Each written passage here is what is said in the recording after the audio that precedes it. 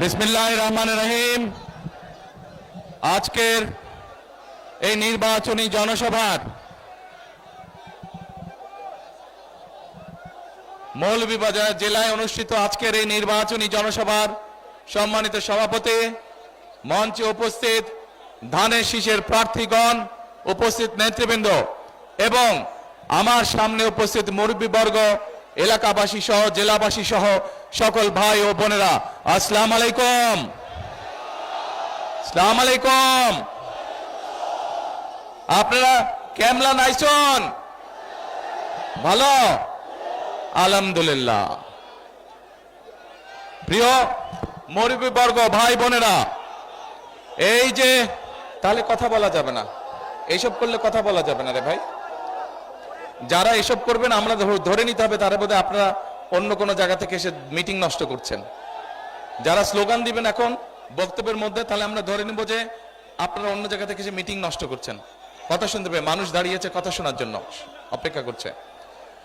প্রিয় মুরব্বীবর্গ, ভাই বোনেরা, এই যে আজকে এখানে লাখো জনতা, এই যে আমরা আজকে এই যে নির্বাচনের দিকে আগাচ্ছি, কিভাবে আমরা আগাচ্ছি, কি পরিস্থিতিতে আমরা এই জায়গায় এসে দাঁড়িয়েছি আপনারা দেখেছেন, আপনারা জানেন, সব আপনাদের সামনে ঘটেছে। কি গত 15-16 বছর ধরে আমরা দেখেছি নির্বাচনের নামে, তথাকথিত নির্বাচনের নামে কতগুলো তামাশা হয়েছে।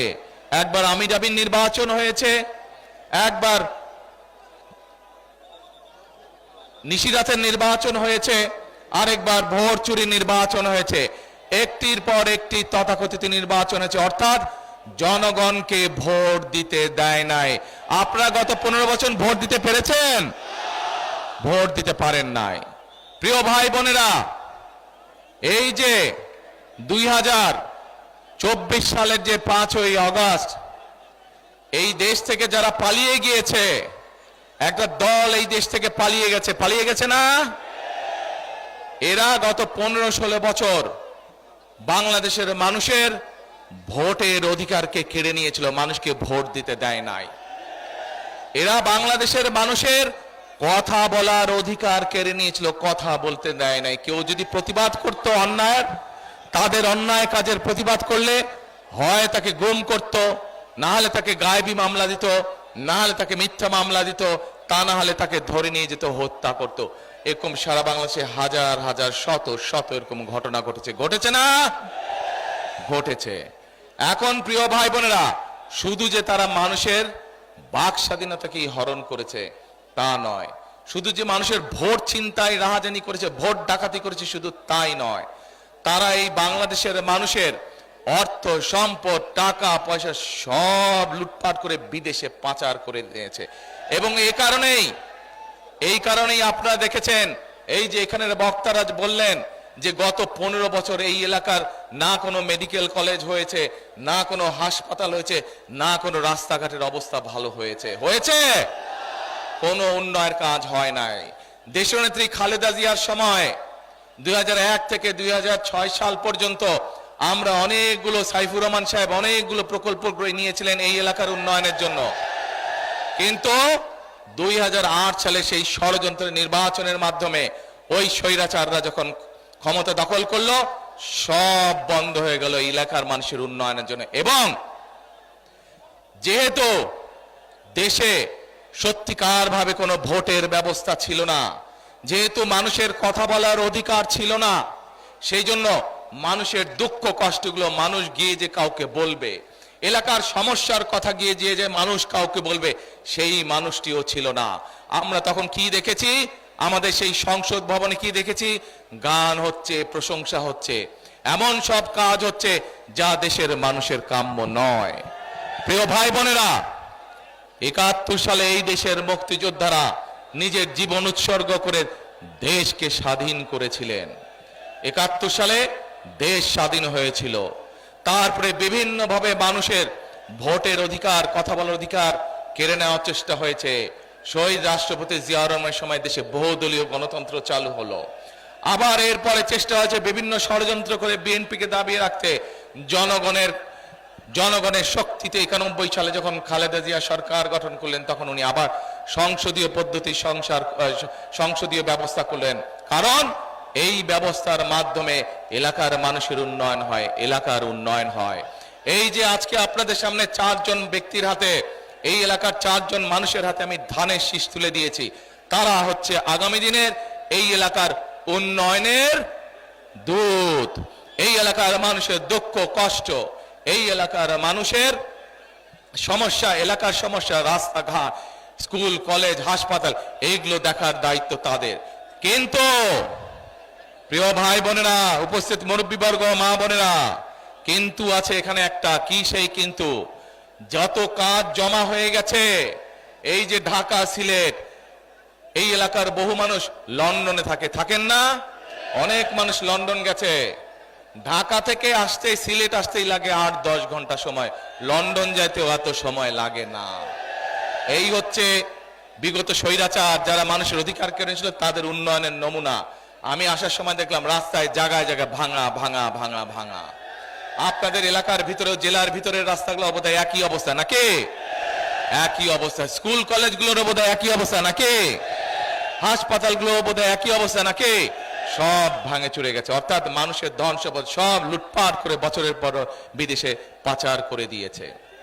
প্রিয় ভাই বোনেরা, যদি আগামী দিনে এই অবস্থার পরিবর্তন করতে হয়, তাহলে অতীত যখন আমরা দেখেছি সব সময় এলাকার উন্নয়ন কারা করেছে? যখনই ধানের শীষ নির্বাচিত হয়েছে, যখনই দেশে ধানের শীষের সরকার ছিল, তখনই আমরা দেখেছি এলাকার মানুষের উন্নয়ন হয়। যখনই ধানের শীষের সরকার ছিল, তখনই আমরা দেখেছি নারীদের, আমাদের মেয়েদের শিক্ষার ব্যবস্থাকে ফ্রি করে দেওয়া হয়। যখনই ধানের শীষের সরকার ছিল, আমরা দেখেছি কৃষক ভাইদের 5,000 10,000 টাকা পর্যন্ত কৃষি লোন মওকুফ করে দেওয়া হয়। মনে আছে আপনাদের? মনে আছে। এখন প্রিয় ভাই বোনেরা, 71 সালে যারা যুদ্ধ করে দেশকে স্বাধীন করেছিল, 71 সালে ছিল স্বাধীনতা অর্জন করেছি আমরা। ঠিক কিভাবে বিগত 15 বছর বাংলাদেশের মানুষের উপর অত্যাচার নির্যাতন হয়েছে, 2024 সালের 5ই আগস্ট এই দেশের মানুষ, ছাত্র জনতা, শ্রমিক, নারী পুরুষ নির্বিশেষে সকল শ্রেণী পেশার মানুষ মিলে তুমুল আন্দোলনের মাধ্যমে সেই স্বৈরাচারকে বিদায় করেছে। অর্থাৎ 2024 সালে 5ই আগস্ট হলো স্বাধীনতা রক্ষার আন্দোলন, স্বাধীনতা রক্ষার যুদ্ধ ছিল। এখন প্রিয় ভাই বোনেরা, আমরা স্বাধীনতাকে রক্ষা করেছি, এখন এই স্বাধীনতাকে সুদৃঢ় ভিত্তির উপরে প্রতিষ্ঠিত করতে হবে। তাহলে কি করতে হবে? আমাদেরকে গণতান্ত্রিক প্রক্রিয়া চালু করতে হবে, দেশে মানুষের কথা বলার অধিকার দিতে হবে। একমাত্র এই নিশ্চয়তা দিতে পারে কে? কোন দল? ধানের শীষ একমাত্র দিতে পারে। এখানে বহু মুরব্বী মানুষ উপস্থিত আছেন, মুরব্বীরা সাক্ষী। যখনই ধানের শীষ দেশ পরিচালনার দায়িত্ব ছিল, তখনই পৌরসভার ইলেকশন হোক, ইউনিয়ন পরিষদ ইলেকশন হোক, আল্লাহর রহমতে মোটামুটি ঠিকঠাক ভাবে ইলেকশন হয়েছে। তখনই যখন ধানের শীষ ক্ষমতায় ছিল, প্রত্যেক মানুষ মন খুলে কথা বলতে পেরেছে, সরকারের সমালোচনা করতে পেরেছে। যদি কোনো ভুল হয়ে থাকে সরকারকে বলতে হয়েছে। কোনো মানুষ গুমের শিকার হয়নি, খুনের শিকার হয় নাই যখন ধানের শীষ দেশ পরিচালনার দায়িত্বে ছিল। প্রিয় ভাই বোনেরা, আজ বহু মানুষের আত্মত্যাগের বিনিময় আজ আমরা এই জায়গায় এসে দাঁড়িয়েছি। আমি মাঝে মাঝে একটি কথা বলি, টেক ব্যাক বাংলাদেশ। শুনেছেন কথাটা? সেই কথাটার অর্থ কি? অর্থাৎ টেক ব্যাক বাংলাদেশ মানে যেই স্বৈরাচার বাংলাদেশকে ছিনতাই করে নিয়ে গেছিল, যেই স্বৈরাচার বাংলাদেশকে অন্য আরেকজনের হাতে দিয়ে দিয়েছিল। বুঝতেই পারছেন কাদের কথা বলছি? বুঝতে পারছেন? আমরা কি শুনেছি সেই সময়? এই দলের লোকেরা একটি দেশ থেকে এসে বলতো, আমরা বলে আসছি আমাদেরকে ক্ষমতায় রাখার জন্য। এই দেশের ক্ষমতার মালিক কে? ক্ষমতার মালিক জনগণ। এই যে আমার সামনে হাজার লক্ষ মানুষ দাঁড়িয়ে আছে, আপনারা হচ্ছেন এই দেশের ক্ষমতার মালিক। কাজেই এই ক্ষমতার মালিকের কাছে আমরা ক্ষমতা ফিরিয়ে দিতে চাই। কিন্তু অতীতে আমরা দেখেছি সেই ক্ষমতাকে দখল করা হয়েছিল, অন্য দেশের হাতে নিয়ে দেওয়া হয়েছিল। সেজন্যই বলে টেক ব্যাক বাংলাদেশ। অর্থাৎ টেক ব্যাক বাংলাদেশের অর্ধেক পথ আমরা মাত্র অতিক্রম করতে পেরেছি। আমরা একটি জায়গায় এসে দাঁড়িয়েছি যেখানে আমরা গণতন্ত্রকে প্রতিষ্ঠিত করব। গণতন্ত্রকে যদি প্রতিষ্ঠিত করতে পারি, আমরা গণতন্ত্রকে যদি প্রতিষ্ঠিত করতে পারি ইনশাআল্লাহ, একই সাথে আমাদেরকে আরো কাজ করতে হবে। কি সেই কাজ? দেশের মানুষের অর্থনৈতিক সমস্যার সমাধান করতে হবে। এখানে হাজারো লক্ষ বেকার যুবক সারা দেশে আছে না? তাদের কর্মসংস্থানের প্রয়োজন। আমরা আমাদের পরিকল্পনা গ্রহণ করেছি। আমি প্রায় 1 মাস আগে যখন বিদেশ থেকে ফিরে এসেছি, প্রায় 17 বছর পরে, একটি কথা বলেছিলাম, মনে আছে আপনাদের? আই হ্যাভ এ প্ল্যান বলেছিলাম। সেই প্ল্যানের একটি অংশ হচ্ছে আমরা এই দেশের বেকার যারা যুবক আছে, শিক্ষিত হোক, অল্প শিক্ষিত হোক, অর্ধ শিক্ষিত হোক, সকল মানুষের জন্য আমরা কর্মসংস্থানের ব্যবস্থা করতে চাই, যাতে এই মানুষগুলো নিজের পায়ে দাঁড়াতে পারে, শক্ত ভিত্তির উপরে যাতে এই মানুষগুলো দাঁড়াতে পারে। প্রিয় ভাই বোনেরা, শুধু আমাদের ভাই বোনদের যুবক যুবতী যারা আছে, যুব সমাজের যারা সদস্য, তরুণ সমাজের যারা সদস্য, তাদের শুধু কর্মসংস্থানের ব্যবস্থাই আমরা করতে চাই না, তাদের কর্মসংস্থানের পাশাপাশি আমরা তাদেরকে অর্থনৈতিকভাবে সচ্ছলভাবে গড়ে তুলতে চাই। যেন আপনারা লন্ডনেই যান, অথবা এখান থেকে মধ্যপ্রাচ্যে যান, অথবা পৃথিবীর অন্য কোন দেশে যান, আমরা আপনাদেরকে ট্রেনিং দিয়ে পাঠাবো, আপনাদেরকে আমরা সেই দেশের ভাষা শিক্ষা দিয়ে পাঠাবো, যাতে ওই দেশে গিয়ে আপনারা কর্মসংস্থানের ব্যবস্থা দ্রুত করতে পারেন, যাতে করে আপনাদের আয় রোজগার, যদি আপনি কোন রকম দক্ষতা ছাড়া সেই দেশে যান, আয় রোজগার কম হবে। কিন্তু যদি কোনো ট্রেনিং নিয়ে যান, তাহলে কি হবে? রোজগার বেশি হবে না? আমরা সেই ব্যবস্থা এই দেশের মানুষের জন্য করতে চাই। প্রিয় ভাই বোনেরা, দেশের জনসংখ্যার অর্ধেক নারী। দেশনেত্রী খালেদা জিয়া তার শাসন আমলে এই দেশের মেয়েদের জন্য ক্লাস 1 থেকে ইন্টারমিডিয়েট পর্যন্ত শিক্ষা ব্যবস্থা ফ্রি করেছিলেন। মনে আছে আপনাদের? আপনাদের অনেকের ঘরেই মা বোনেরা আছে যারা সেই সুযোগ পেয়েছে এবং শিক্ষিত হয়েছে। আগামী দিনে ইনশাআল্লাহ এই যে 12 তারিখ আসছে, এই 12 তারিখের নির্বাচনে আপনারা ধানের শীষকে জয়যুক্ত করলে পরে এই দেশের ধানের শীষকে আপনারা জয়যুক্ত করলে পর আমরা এই দেশের নারী সমাজকে ফ্যামিলি কার্ড নামে একটি দিব। বিশেষ করে বিভিন্ন পরিবারের সদস্য যারা আছে, যারা মা, যারা গৃহিণী, যারা গৃহকর্ত্রী, সেই মাদেরকে, সেই বোনদেরকে আমরা দেব। বিশেষ করে এই এলাকায় প্রায় 130টির মতন চা বাগান রয়েছে, আছে না? এই চা বাগানের শ্রমিকরা, বিশেষ করে নারী শ্রমিক যারা, তারা অত্যন্ত কষ্টের মধ্যে দিনাপাত করতে হয়, তাদের যে আয় রোজগার হয় সেটি তাদের জন্য যথেষ্ট নয়। সেই সকল পরিবারকে, সেই সকল নারীদেরকে আমরা ফ্যামিলি কার্ড দিতে চাই, এবং ফ্যামিলি কার্ডের মাধ্যমে তাদেরকে আমরা হয় খাদ্য সহায়তা দিব, অথবা তাদেরকে আমরা নগদ সহায়তা দিব, যাতে করে তারা তাদের সংসার সুন্দরভাবে গড়ে তুলতে পারে, সুন্দরভাবে চালাতে পারে। প্রিয় ভাই বোনেরা, চা শ্রমিকরা যেমন পাবে, একইভাবে একজন দিনমজুর তার স্ত্রীও সেই ফ্যামিলি কার্ড পাবে। একজন শ্রমিক, একজন কৃষক ভাই, তার স্ত্রীও এই ফ্যামিলি কার্ড পাবে। আমরা এইভাবে যে সকল নারীরা খালেদা জিয়ার সরকারের সময় শিক্ষার সুযোগ পেয়েছে, সেই নারীদেরকে, শিক্ষা হোক বা না হোক, কোন নারী যদি শিক্ষিত হয় কিন্তু সেই নারীর যদি পরিবার থাকে, প্রত্যেকটি নারীকে ইনশাআল্লাহ ঘরে ঘরে আমরা ফ্যামিলি কার্ড পৌঁছে দিব। প্রিয় ভাই বোনেরা, বাংলাদেশ কৃষি প্রধান দেশ, এই এলাকায় বহু কৃষক ভাই আছে না? এই কৃষক ভাইদের পাশেও আমরা এসে দাঁড়াতে চাই। যেমন ভাবে তরুণ বা যুব সমাজের সদস্যদের পাশে দাঁড়াতে চাই, তাদের কর্মসংস্থানের ব্যবস্থা করে তাদেরকে বিভিন্ন ট্রেনিং দিয়ে আমরা দাঁড়াতে চাই, একইভাবে আমরা কৃষক ভাইদের পাশেও দাঁড়াতে চাই। কৃষক ভাইদের পাশে দাঁড়িয়ে কৃষক ভাইদেরকেও আমরা, নারীদেরকে যেরকম আমরা ফ্যামিলি কার্ড দিব, কৃষক ভাইদেরকে আমরা একটি কৃষক কার্ড দিতে চাই, যেই কার্ডের মাধ্যমে তারা ঋণ সহায়তা সহ, সার বীজের সহায়তা সহ বীমা সহায়তা পাবে, যাতে করে তার বিপদের সময় সরকার তার পাশে থাকতে পারে, যাতে করে এই দেশের, সারা বাংলাদেশের কৃষকরা ধীরে ধীরে তাদের অর্থনৈতিক মেরুদণ্ড যাতে মজবুত হতে পারে, কৃষক যাতে নিজের পায়ে দাঁড়াতে পারে, সেই জন্য আমরা পরিকল্পনা গ্রহণ করেছি। কিন্তু প্রিয় ভাই বোনেরা, এই পরিকল্পনাগুলোকে বাস্তবায়ন করতে হলে কি করতে হবে? পরিকল্পনাগুলোকে একমাত্র তখনই বাস্তবায়ন করা সম্ভব হবে যখন আপনারা এই দেশে ধানের শীষের সরকার প্রতিষ্ঠিত করতে পারবেন। ধানের শীষের সরকার প্রতিষ্ঠিত হলেই জনগণের জন্য কাজ করতে পারবে, জনগণের জন্য কাজ করবে, দেশের পরিবর্তন ঘটাবে। প্রিয় ভাই বোনেরা, আমরা আরেকটি পরিকল্পনা গ্রহণ করেছি। সেই পরিকল্পনাটি হচ্ছে, আমরা যেমন কৃষকদের পাশে দাঁড়াতে চাইছি, আমরা যেমন আমাদের মা বোনদের পাশে দাঁড়াতে চাইছি, আমরা যেমন আমাদের তরুণ সমাজ, যুব সমাজের যারা বেকার তাদেরকে ট্রেনিং দেওয়ার মাধ্যমে, ভাষা শিক্ষা দেওয়ার মাধ্যমে যেমন তাদের কর্মসংস্থানের ব্যবস্থা করতে চাইছি, একইভাবে আরেক শ্রেণীর মানুষের পাশে আমরা দাঁড়াতে চাইছি। তারা কারা? তারা আমাদেরই আপনজন, আমাদেরই নিকটজন।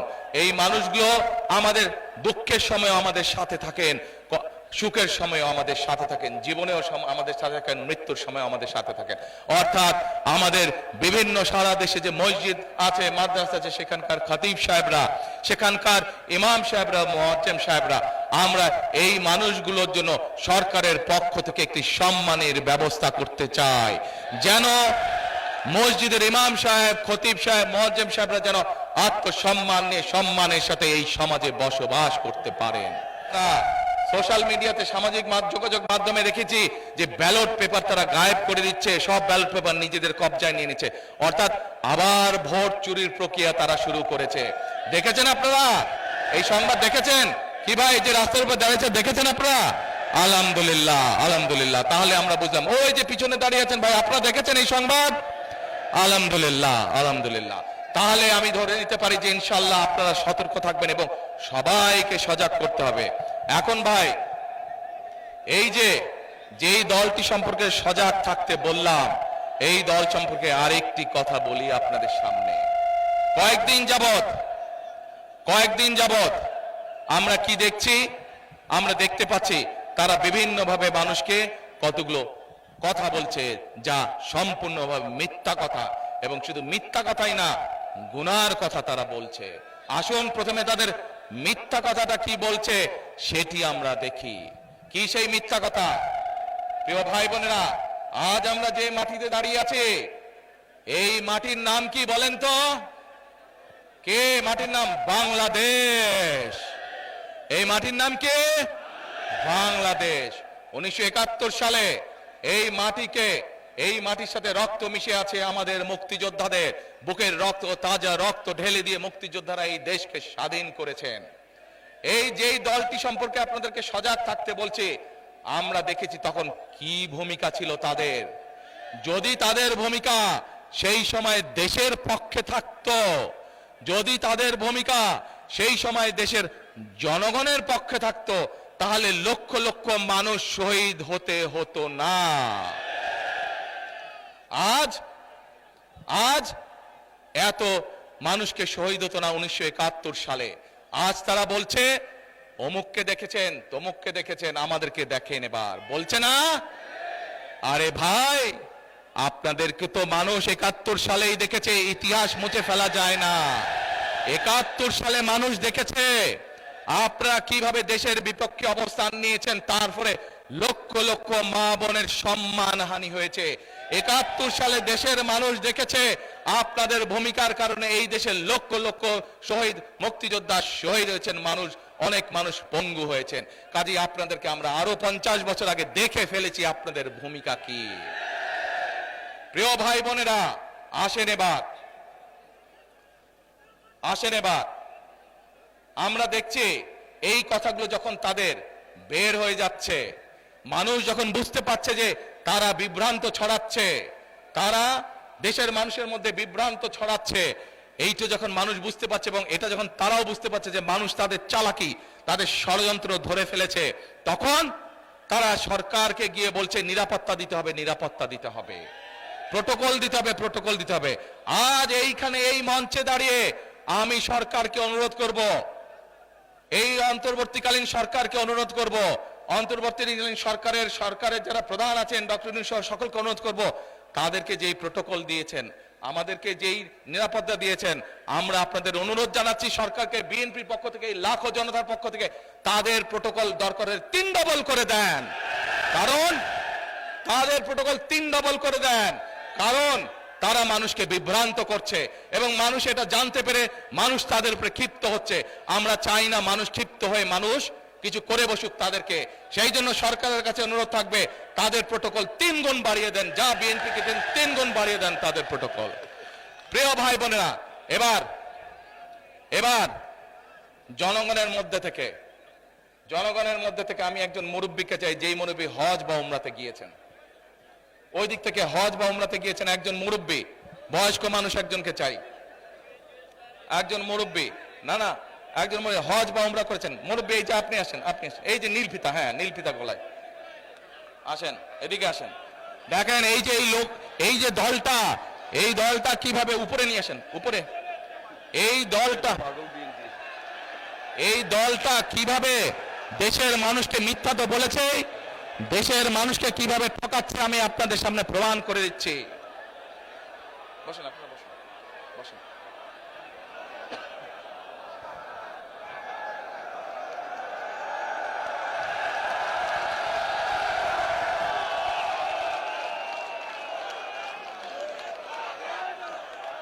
মুরব্বী আপনার নাম কি? এই আপনাদের এলাকার মানুষ, এই এলাকার মানুষ চিনেন ওনাকে? আচ্ছা মুরব্বী আপনার নাম কি? শফিকুল ইসলাম। শফিকুর রহমান। আচ্ছা আপনি কবে গেছেন, হজে না উমরায় গেছেন? আমি উমরায় গেছি 5 বছর আগে। 5-6 বছর উমরায় গেছেন। আচ্ছা, তো উমরাতে যখন গেছেন আপনি উমরা কোথায় করেছেন? উমরা মদিনায় করেছি। উমরা তো মদিনায়, উমরা তো মক্কায় করে। মক্কায়ও করছি, মদিনায় মদিনায় তো হযরত করে জিয়ারত করছি। হ্যাঁ জিয়ারত করেছেন, নবী করিম সাল্লাল্লাহু আলাইহি ওয়াসাল্লামের রওজা মুবারক জিয়ারত করেছেন। কিন্তু এই যে তাওয়াফ করেছেন, উমরা করেছেন কোথায়? কাবায় না? কাবায়। আচ্ছা, আপনারা সবাই শুনতে পাচ্ছেন আমার কথা? এবার মন দিয়ে কান দিয়ে শুনবেন। আমি ওনাকে একটা প্রশ্ন করব, দেখি উনি কি বলে। আচ্ছা মুরব্বী বলেন তো আমাকে, এই যে কাবায় আপনি গেছেন, আল্লাহর ঘর না ওটা? ওটা তো আল্লাহর ঘর। আচ্ছা, ওটার মালিক কে বলেন? আল্লাহ। কিসের মালিক? আল্লাহ। দুনিয়ার মালিক আল্লাহ, কাবার মালিক আল্লাহ। কাবার মালিক আল্লাহ, আল্লাহ। দুনিয়ার মালিক আল্লাহ, আল্লাহ। আমাদের মালিক আল্লাহ। কিসের মালিক? আল্লাহ। আমাদের মালিক আল্লাহ, রিজিকের মালিক আল্লাহ, সব কিছুর মালিক আল্লাহ। ঠিক আছে কথা ঠিক আছে? তার মানে এই দুনিয়া, এই যে সূর্য, এই যে চাঁদ উঠবে একটু পরে, চাঁদ সূর্য পৃথিবী যাই দেখি আমরা, সকল কিছুর মালিক কে? আল্লাহ রাব্বুল আলামিন হচ্ছে সকল কিছুর মালিক। আমরা কি দেখছি? আমরা দেখছি ওই যে একটা রাজনৈতিক দলের কথা বলেছি, যাদের ভূমিকা আমরা 50 বছর আগে দেখেছি। আমরা দেখছি এদের কিছু কিছু সদস্য আমাদের নিরীহ মা বোনদের বাসায় গিয়ে মা বোনদের কাছে গিয়ে কিসের টিকিট বিক্রি করছে? টিকিট বিক্রি করছে, জানেন তো? হ্যাঁ, 1 মিনিট। আচ্ছা মুরব্বী বলেন তো, এই বেহেশত বা দোজখের মালিক কে? আল্লাহ পরওয়ারদিগার। মুরব্বী বলেছে বেহেশত ও দোজখের মালিকও আল্লাহ তাআলা। আপনারা একমত? কারা একমত এটার সাথে হাত তুলেন, যারা যারা একমত এটার সাথে? সবাই একমত, আলহামদুলিল্লাহ, আলহামদুলিল্লাহ, আল্লাহু আকবার, আল্লাহু আকবার। এখন আমার প্রশ্নটা আপনাদের কাছে, যার মালিক একমাত্র আল্লাহ রাব্বুল আলামিন, সেটা দেওয়ার ক্ষমতা মানুষ কি রাখে? তাহলে যে মানুষ কে বলে বেহেশতের মালিক আল্লাহ তাআলা, দোজখের মালিক আল্লাহ তাআলা, কে কোথায় যাবে সেটা সিদ্ধান্ত একমাত্র আল্লাহ তাআলা নেবে। তাহলে যারা গিয়ে বলে যে তাদেরকে ভোট দিলে বেহেশতে যাবে, এটা কি হতে পারে? মুনাফিকি না, এটা রীতিমতন শিরকি আল্লাহর সাথে তারা তুলনা করছে।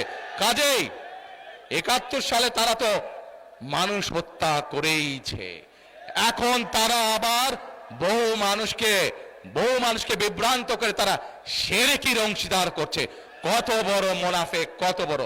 তাহলে চিন্তা করেন, যারা এই ভোটের আগে আপনাদের ধর্মে, আমাদের বাংলাদেশের মানুষের ধর্মীয় অনুভূতিতে আঘাত করে মানুষকে ঠকাচ্ছে, এরা যদি কোনোভাবে, আল্লাহ মাফ করুক আল্লাহ না করুক, কোনোভাবে যদি ক্ষমতায় যেতে পারে, এরা কিভাবে মানুষকে ঠকাবে চিন্তা করেন। 1 মিনিট, কথার যুক্তি আছে কি ভাই? যুক্তি আছে? কথার যুক্তি আছে? এই শিরকিওয়ালাদেরকে, যারা শিরকি করে, এদেরকে বর্জন করতে হবে, মানুষকে সচেতন করতে হবে। আর আরেকটি কথা বলে বক্তব্য শেষ করব। আমি কি বলেছি আপনাদেরকে? আমরা এই দেশের বেকার। মুরব্বী বসেন, আপনি ওখানে বসেন, আমি যে চেয়ারে বসছি ওই চেয়ারে বসেন, যান ওই চেয়ারে বসেন, ওখানে বসেন, এইখানে বসেন, এইখানে বসেন, বসেন।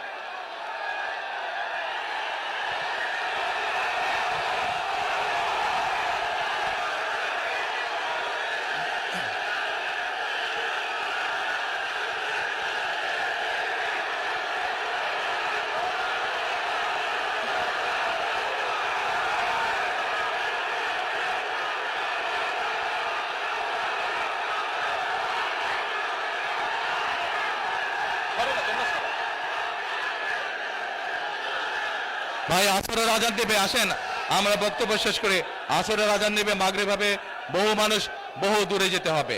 প্রিয় ভাই বোনেরা, তাহলে যারা ষড়যন্ত্র করছে, যারা এই দেশে মানুষকে ঠকানোর চেষ্টা করছে, যারা এই দেশের মানুষের ধর্মীয় অনুভূতিতে আঘাত করে শিরকির চেষ্টা করছে, এদের সম্পর্কে আমাদেরকে সতর্ক থাকতে হবে, সজাগ থাকতে হবে। ঠিক ঠিক বলেছে আলহামদুলিল্লাহ।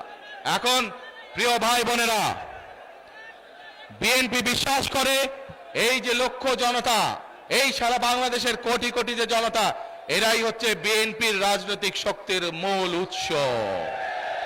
মূল উৎস হচ্ছে বিএনপি বিশ্বাস করে আপনারা জনগণ হচ্ছে বিএনপির সকল রাজনৈতিক ক্ষমতার শক্তি উৎস।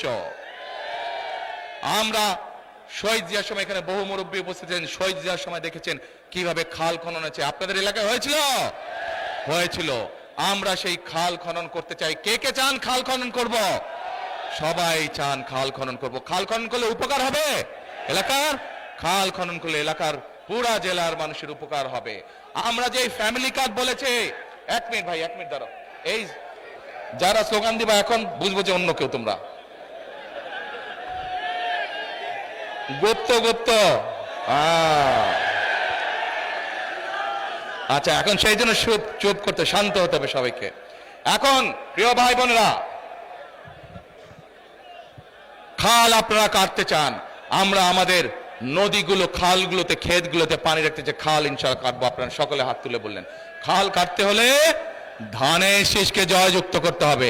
এবার আসেন, এই যে একটু আগে বলেছি আমাদের গরিব চা বাগান শ্রমিক যে নারীরা আছে তাদেরকে আমরা ফ্যামিলি কার্ড দিতে চাই। এইটা কারা কারা এর সাথে একমত? শুধু শুধু যে চা বাগান শ্রমিকরা নারীরা পাবে তা না, অন্য অন্য নারীরাও পাবে এই ফ্যামিলি কার্ড। কারা একমত, কারা চান আমরা নারীদেরকে কার্ডের ব্যবস্থা করি? আলহামদুলিল্লাহ। এবার ভাই, এই যে তরুণ যুবকদের, যুব সমাজের তরুণ সদস্যদেরকে আমরা এই যে ট্রেনিং দিয়ে যে কর্মসংস্থানের ব্যবস্থা করতে চাই, এই পরিকল্পনা আমরা যারা বাস্তবায়ন করি, এইটা কারা কারা চান? কর্মসংস্থানের ব্যবস্থা, আলহামদুলিল্লাহ, এইটা চান। আচ্ছা, তারপরে এই যে বললাম, এই যে মুয়াজ্জিম সাহেবদেরকে, খতিব সাহেবদেরকে আমরা একটি সম্মানের ব্যবস্থা করি, এটার সাথে কারা কারা একমত? আলহামদুলিল্লাহ, আলহামদুলিল্লাহ। এবার যে বললাম যে আমরা কৃষকদেরকে কৃষি কার্ডের, ভাই তুমি দাঁড়ান, আগে শোনো আমি কি বলি, আগে শোনো। হ্যাঁ, এই যে বললাম কৃষি কার্ডের ব্যবস্থা কৃষক ভাইদেরকে জন্য, যাতে করে তাদেরকে কৃষি ঋণ দিতে সুবিধা হয়, যাদেরকে যাতে করে তারা বীমা সুবিধা পায়, তারা বীজ সারের সুবিধা পায়, এইটা যাতে আমরা করতে পারি, এই পরিকল্পনার সাথে কারা কারা একমত? আলহামদুলিল্লাহ। প্রিয় ভাই বোনেরা, এই কাজগুলো আমরা দেশের মানুষের জন্য করতে চাই, কিন্তু আমরা তখনই করতে পারবো যখন আপনারা ঐক্যবদ্ধভাবে সকলে আপনারা ধানের শীষকে জয়যুক্ত করবেন, ইনশাআল্লাহ তখনই আমরা করতে পারবো। সেজন্যই আমি একটি কথা বলি, আমি করব কাজ, গড়ব দেশ, সবার আগে বাংলাদেশ। আর আরেকটি গুরুত্বপূর্ণ কথা বলতে চাই, আরেকটি গুরুত্বপূর্ণ কথা। আমরা দেখেছি বিগত 15 বছর কিভাবে বাংলাদেশের কে দাসখত দিয়ে এসেছিল আরেকটি দেশের কাছে, দেখেছেন না? 71 সালে আমরা দেখেছি এই যে যেই দলটা, রাজনৈতিক দলটা মানুষকে শিরকি করাচ্ছে, মানুষকে মিথ্যা কথা বলছে, বিভ্রান্ত করছে, তাদেরকে আমরা দেখেছি অন্য আরেকটি দেশের সাথে দাসখত দিতে, দেখেছি না? সেজন্যই আমি একটি কথা বলি, আমরা যারা এই দেশের মাটিতে বিশ্বাস করি, আমাদের যাদের ঠিকানা এই দেশের মাটি, আমাদের যাদের অস্তিত্ব এই দেশের মাটি, তাদের সবার জন্য, যারা আমরা নিজেদেরকে বাংলাদেশি বলি, তাদের সবার জন্য একটি কথা, দিল্লি নয়, পিন্ডি নয়, নয় অন্য কোন দেশ, সবার আগে বাংলাদেশ। প্রিয় ভাই বোনেরা, তাহলে দেশকে যদি বাঁচাতে হয়, ইনশাল্লাহ আগামী মাসের 12 তারিখে যে নির্বাচনে এই দেশের বহু মানুষ বুকের তাজা রক্ত ঢেলে দিয়েছে, বহু মানুষ খুন গুণের শিকার হয়েছে, সেই নির্বাচনের মাধ্যমে যদি আমরা দেশে গণতন্ত্রের সূচনা করতে চাই, একই সাথে মানুষের ভাগ্যের পরিবর্তন করতে চাই, তাহলে কোথায় সিল মারতে হবে? ধানের শীষে আমাদেরকে সিল মারতে হবে এবং দেশ গঠনে আমাদেরকে কাজে ঝাঁপিয়ে পড়তে হবে। করব কাজ, গর্ব দেশ, সবার আগে বাংলাদেশ। আল্লাহ হাফেজ। বাংলাদেশ জাতীয়তাবাদী দল জিন্দাবাদ, বাংলাদেশ জিন্দাবাদ।